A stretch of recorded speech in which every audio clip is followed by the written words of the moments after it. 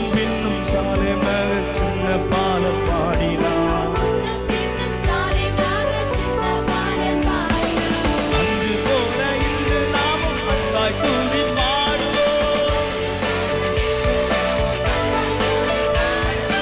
ஓசன்னா பாடுவோம் இயேசுவின் தாசரே.